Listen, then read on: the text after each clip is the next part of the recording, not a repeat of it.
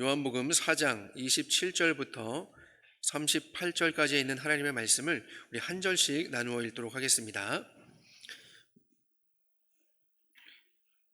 이때에 제자들이 돌아와서 예수께서 여자와 말씀하시는 것을 이상히 여겼으나 무엇을 구하시나이까? 어찌하여 그와 말씀하시나이까? 묻는 자가 없더라. 여자가 물동이를 버려두고 동네로 들어가서 사람들에게 이르되 내가 행한 모든 일을 내게 말한 사람을 와서 보라. 이는 그리스도가 아니냐 하니 그들이 동네에서 나와 예수께로 오더라. 그 사이에 제자들이 청하여 이르되 랍비여 잡수소서. 이르시되 내게는 너희가 알지 못하는 먹을 양식이 있느니라. 제자들이 서로 말하되 누가 잡수실 것을 갖다 드렸는가 하니 예수께서 이르시되 나의 양식은 나를 보내신 이의 뜻을 행하며 그의 일을 온전히 이루는 이것이라. 너희는 넉 달이 지나야 추수할 때가 이르겠다 하지 아니하느냐?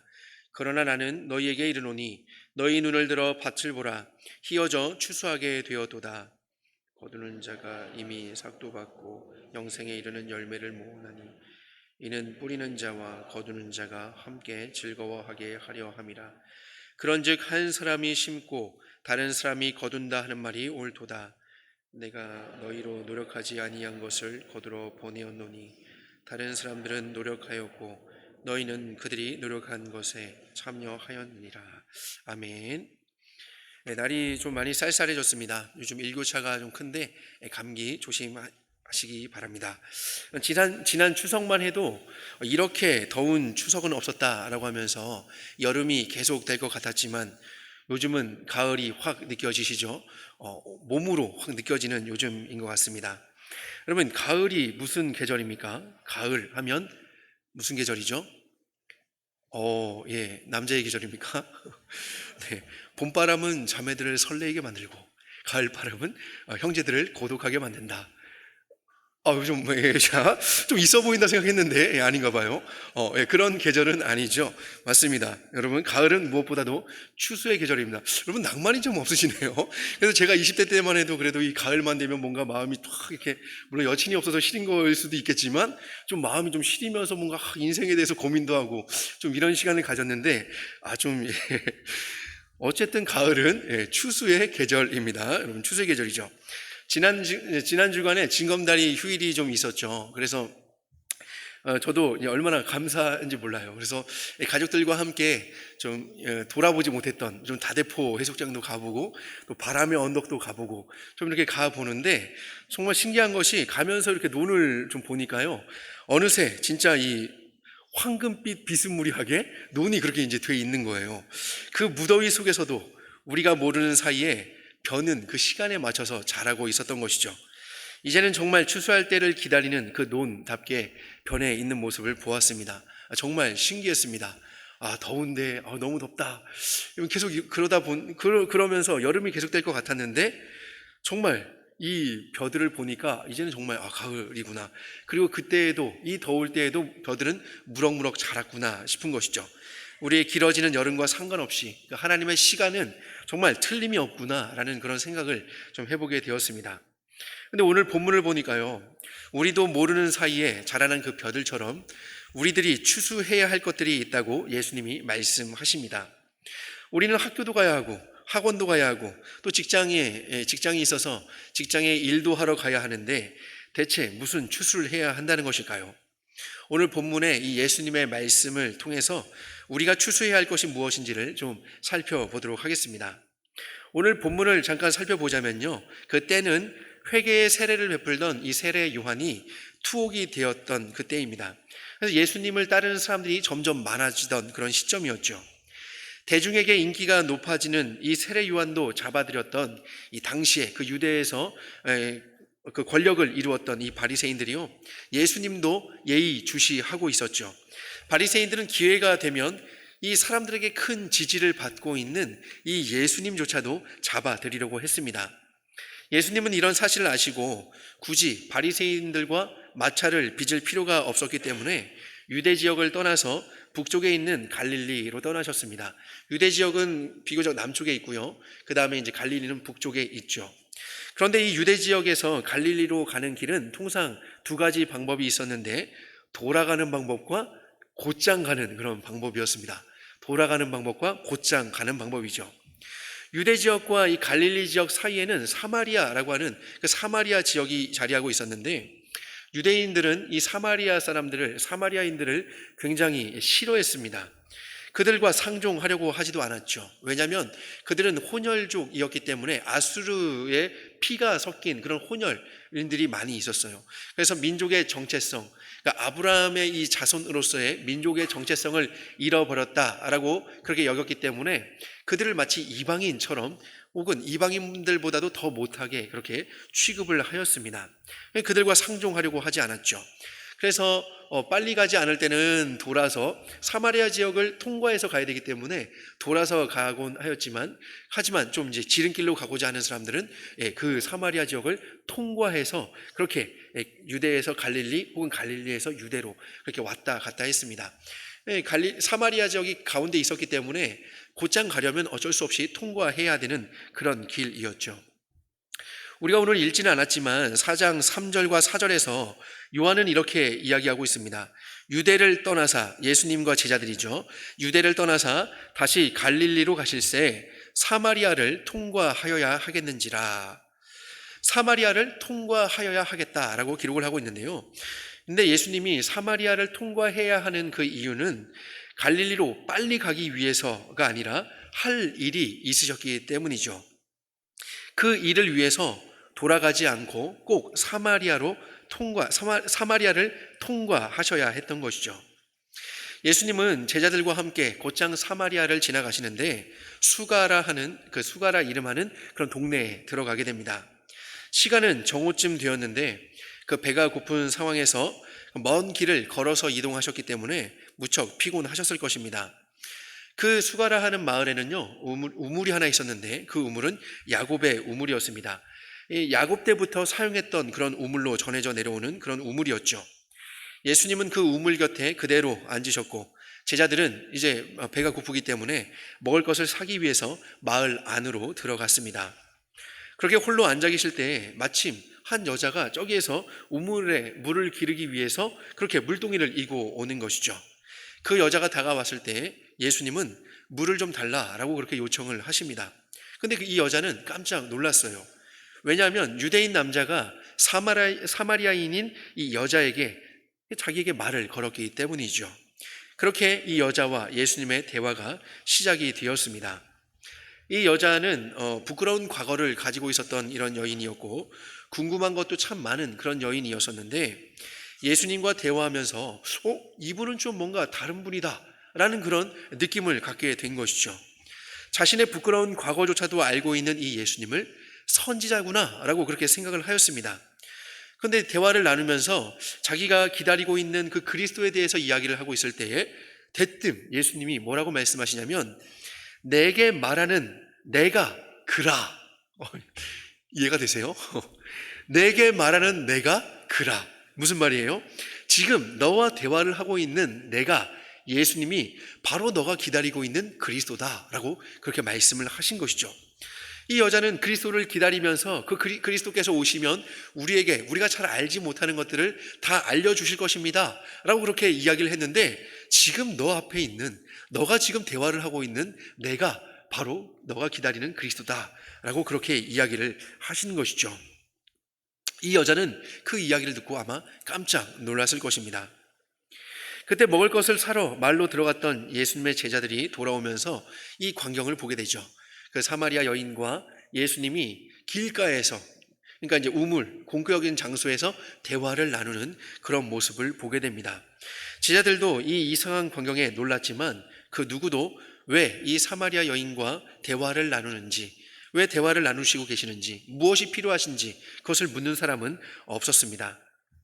제자들이 돌아오자 이 여자는 물 기르려고 가지고 왔던 이 물동이조차도 버려두고 마을로 뛰쳐들어갑니다. 그러면서 이렇게 외치죠. 오늘 읽었던 29절에 내가 행한 모든 일을 내게 말한 사람을 와서 보라. 이는 그리스도가 아니냐. 예수님이 그 여인에게 이야기해 주었던 것처럼 내가 바로 그리스도다라고 했던 그 말을 지금 이 여인이 가서 이야기를 하는 것이죠. 와서 보라. 이는 그리스도가 아니냐. 내가 행한 모든 일을 내게 말한 이 사람이 바로 그리스도다. 내가 그리스도를 만났다라고 이야기를 하는 것입니다. 자기에게 말을 걸어왔던 이 이상한 유대인 남자가 얘기를 하다 보니까 선지자인 줄은 알겠는데 그분이 자기가 기다리던 그리스도라는 사실을 알게 된 것이죠. 그 사실을 알게 되고는 마을로 뛰쳐들어가서 사람들에게 이야기하기 시작합니다. 그 여자가 마을로 들어간 사이에 제자들은 배가 고프실 이 예수님에게 자신들이 사온 음식을 권하죠. 라삐어, 잡수소서, 선생님 드십시오 라고 그렇게 이야기를 합니다. 하지만 예수님은 32절에서 이렇게 말씀하시죠. 내게는 너희가 알지 못하는 양식이 있느니라 라고 말씀하십니다. 내게는 너희가 알지 못하는 그 양식이 이미 있다. 음식을 권하는 그 제자들에게 이렇게 말씀하시니까 제자들은 어떻게 생각을 할까요? 이미 드실 것이 있으신가? 누가 이미 예수님에게 음식을 가져다 드렸구나 라고 그렇게 착각을 합니다. 그때 예수님은 그렇게 착각을 하는 제자들에게 예수님이 그 말씀하신 그 양식이 어떤 뜻인지 그렇게 말씀해 주시죠. 34절을 함께 볼까요? 그러면 한번 34절을 같이 한번 읽어보겠습니다. 요한복음 4장 34절 시작.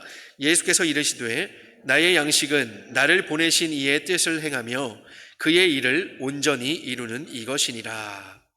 예수님의 양식이 뭐라고 말씀하십니까? 나를 보내신 이의 뜻을 행하며 그의 일, 그란 나를 보내신, 즉 아버지 하나님이겠죠. 아버지 하나님의 일을 온전히 이루는 것이다. 예수님의 양식은요, 아버지 하나님의 뜻을 행하면서 아버지 하나님의 일을 온전하게 이루는 것이 예수님의 양식이라고 하는 것이죠.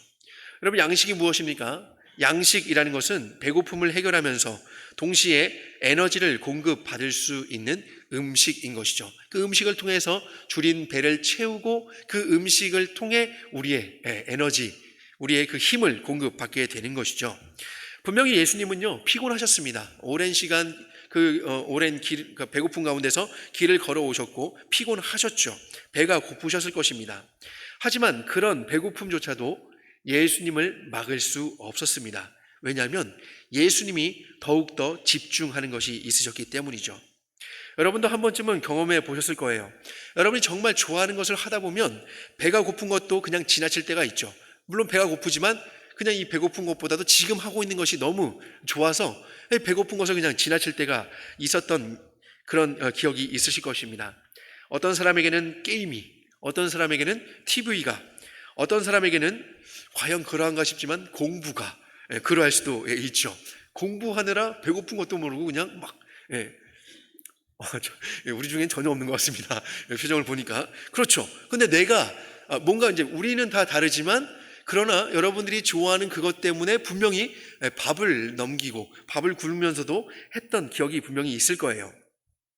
바로 이렇게 예수님도 배고픔이 막을 수 없을 정도로 집중하고 계시는 것이 있는데 그것은 우리가 읽었던 것처럼 34절에서 읽었던 것처럼 하나님의 뜻을 행하며 하나님의 일을 온전히 이루는 것이죠. 그것이 바로 예수님의 그 배고픔도 막을 수 없는 것이었습니다. 그렇다면 하나님의 뜻을 행하며 하나님의 일을 온전하게 이루는 이것이 무엇일까요? 이것은 바로 예수님의 그 이후의 이야기를 통해서 보면은 이것이 추수라는 것입니다. 무엇이라고요? 추수라는 것이죠. 예수님이 사마리아를 통과하셔야만 했던 그 이유가 바로 여기에 있는 것이죠. 갈릴리로 곧장 빨리 가기 위해서가 아니라 그 사마리아를 통과해야만 했던 그 이유가 바로 이 추수에 있던 것입니다. 이 여인을 만나기 위해서 사마리아를 통과하신 것이죠. 이 수가성의 사람들을 만나기 위해서 예수님은 그 사마리아를 통과하셔야 했던 것입니다. 무더위가 지나가는 동안에 우리도 모르는 그 사이에 벼가 무르익었던 것처럼 제자들도 모르는 사이에 예수님께만 보이는 무르익은 것이 있었습니다. 본문 30절을 볼까요? 본문 30절을 보면 그들이 동네에서 예수께로 오더라 라고 말씀하고 있죠. 그들은 동네 사람들을 가리킵니다. 예수님과 대화를 나눴던 이 사마리아 여자가 물동이도 내팽개치고 급하게 마을로 들어가서 내가 행한 모든 일을 내게 말한 사람을 와서 보라. 이는 그리스도가 아니냐라고 외치자 그 말을 들은 사람들이, 이 마을 사람들이 그리스도께로 나온 것이죠. 굶주리고 피곤하신 이 예수님이 식사하시고 또 쉬시는 것보다도 더 중요하게 생각하셨던 그 추수라는 것은 바로 그리스도를 찾아 나오는 이 사람들을 구원하는 일이었던 것이죠. 그것이 바로 아버지 하나님의 뜻이며 아버지 하나님의 일을 온전히 이루는 제자들도 알지 못했던 예수님의 참된 양식이었던 것입니다. 예수님은 그 일을 위해서 오셨기 때문에 그 일이 가장 기쁘고 즐거우셨던 것이죠. 여러분, 이 밥도 굶으시면서 집중하시는 이 예수님의 기쁨이 느껴지시나요? 그런데 이 기쁨은요, 우리가 그냥 이렇게 읽을 때는 예수님의 기쁨으로만 보이지만 이 기쁨은 예수님만의 기쁨이 아니라고 오늘 본문은 우리에게 말씀하고 있습니다. 이 기쁨은 예수님만의 기쁨이 아니라 예수님과 함께한 모든 이들의 기쁨이라고 말씀하시죠. 예수님은 제자들에게 눈을 들어 밭을 보라 라고 말씀하십니다. 과연 그 우물가에서 밭이 어디 있었을까요? 그러나 예수님이 의미했던 그 밭은 다른 밭이었죠. 35절 중반절을 보면요, 이렇게 말씀하고 있어요. 너희 눈을 들어 밭을 보라. 휘어져 추수하게 되었도다. 너희들의 눈을 들어서 휘어져서 이제 추수하게 된 그 밭을 보라 라고 말씀하시죠. 예수님은 지금 예수님이 보고 계시는 그 추수할 밭으로 제자들을 초청하십니다. 왜냐하면 이 기쁨은 그저 예수님만의 기쁨이 아니라 예수님과 함께하는 그 모든 제자들도 함께 누릴 그 기쁨이기 때문이죠. 38절도 볼까요? 38절도 보면 내가 너희로 노력하지 아니한 것을 거두려 보내었노니 다른 사람들은 노력하였고 너희는 그들이 노력한 것에 참여하였느니라 라고 말씀하십니다. 예수님이 지금 제자들을 보낸다고 말씀하시죠. 근데 무엇 때문에 보내시죠? 거두러 보내었다라고 그렇게 말씀을 하십니다. 노력하지 않은 것을 거두게 하려고 그렇게 보내신다라고 말씀하시죠. 여기에서의 그 노력을 수고라는 단어로 바꾸어서 읽어도 좋습니다. 제자들이 수고하지 않았다고 하는 것은 이미 아버지 하나님께서 오래전부터 이 구원을 위해서 사람들을 세우시고 또 그 사람들이 수고하도록 하셨기 때문이죠. 아버지 하나님께서는요, 택하신 죄인들을 그들의 죄로부터 구원하시기 위해서 구약시대부터 당신의 사람들을 보내어 수고하게 하셨습니다. 많은 선지자들을 세우셨죠. 그들을 당신의 백성들에게 보내셨습니다. 그들을 통해서 죄에 빠진 사람들에게 구원의 말씀, 하나님의 말씀을 전하게 하셨습니다. 그리고 마침내 때가 되자 당신의 하나뿐인 그 아들을 이 땅에 보내셔서 수고하게 함으로써 그 일을 이루도록 하신 것이죠. 아버지 하나님은 이미 앞서서 당신의 사람들을 통해 모든 작업을 해 두신 것입니다. 다만 제자들은 그렇게 수고한 사람들의 그 노력의 대가를 거두기만 하면 되는 것이죠. 비록 제자들은 노력을 하지는 않았지만 그 노력에 대한 대가를 거둠으로써 그 노력한 것에 참여해서 그 기쁨을 함께 누리게 되는 것입니다.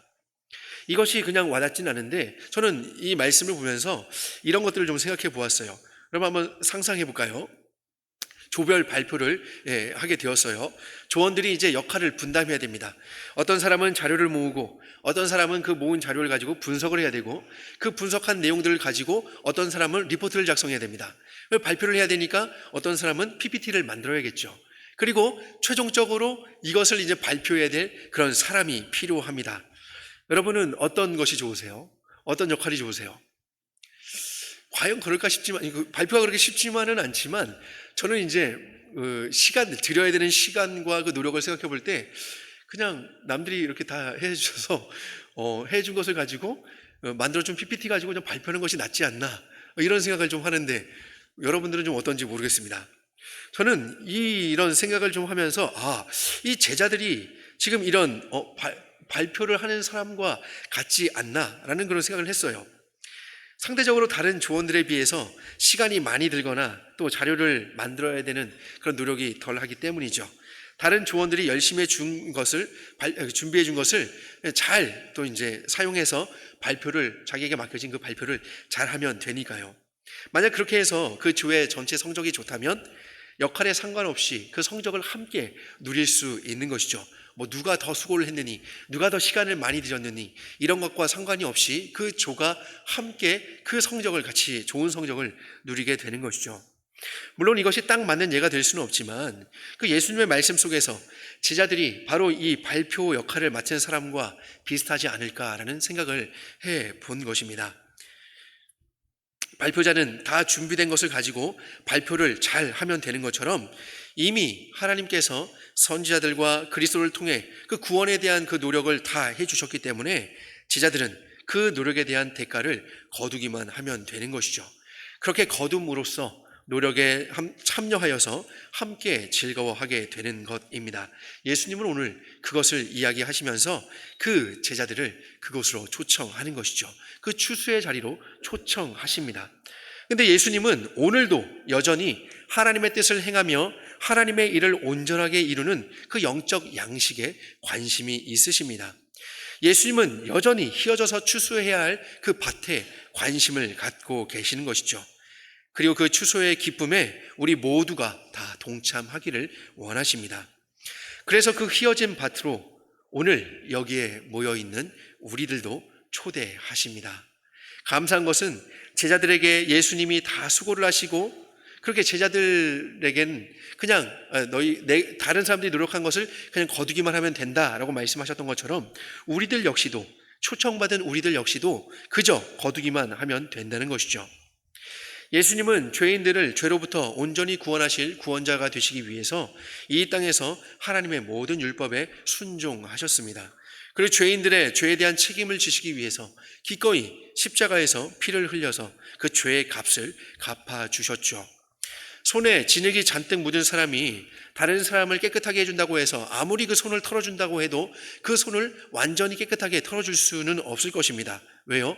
그 손에 진흙이 잔뜩 묻어 있으니까요. 오히려 진흙이 묻게 되겠죠. 우리는 우리의 죄와 다른 죄인의 죄를 책임지기 위해서 할 수 있는 것은 아무것도 없습니다. 우리도 죄인이기 때문이죠. 그러나 예수님이 이 모든 것을 이미 다 해주셨습니다. 오늘 본문을 통해서 만난 사마리아 여인처럼 우리의 과거가 어떻든지 예수님이 우리를 구원하시는 구원자, 또 우리의 그리스도라는 사실을 믿는다면 하나님께서는 우리를 받아주신다고 약속하셨습니다. 그리고 우리가 그 그리스도를 만나는 현장으로 나갈 수 있도록 그렇게 하시는 것이죠.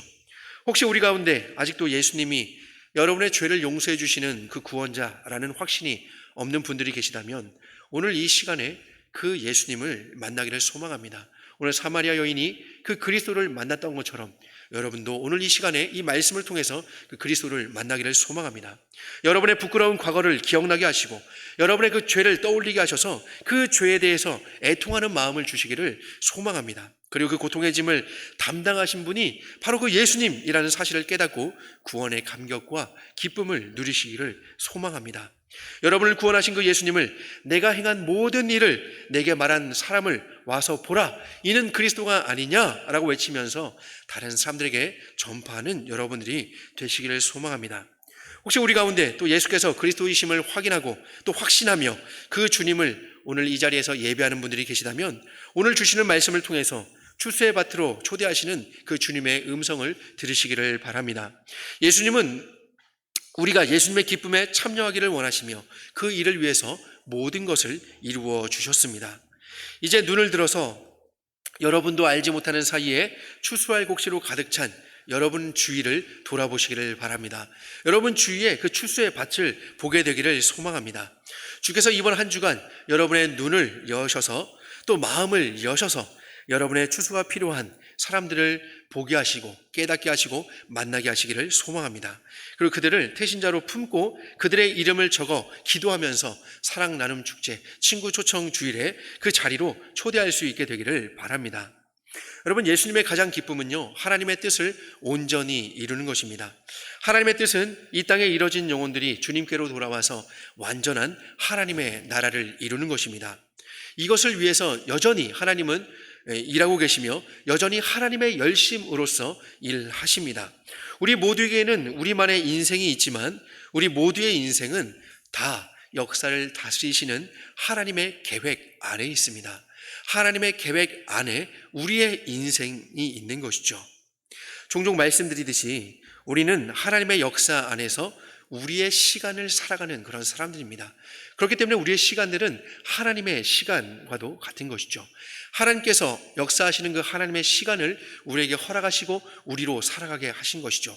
사도행전 말씀을 보면 우리의 거주의 경계와 우리의 또 연대, 우리가 언제 2024년 오늘을 살아가게끔 하셨고 대한민국 이 장류 지역을 살아가게 하신 그 하나님의 이유와 목적이 있는 것이죠.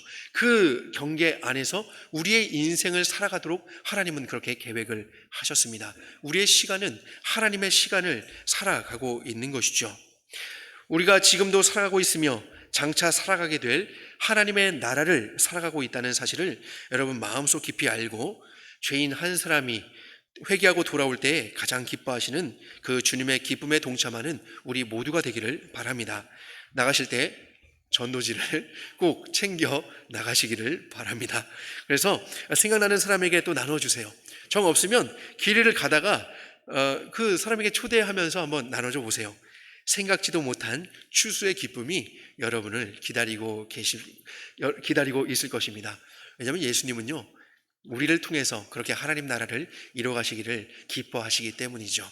오늘도 그 일을 위해서 우리를 부르신 그 주님의 음성을 들으며 추수할 그 밭을 바라보는 우리가 되었으면 좋겠습니다. 또 그 거둠의 기쁨에 동참하는 우리가 되었으면 좋겠습니다.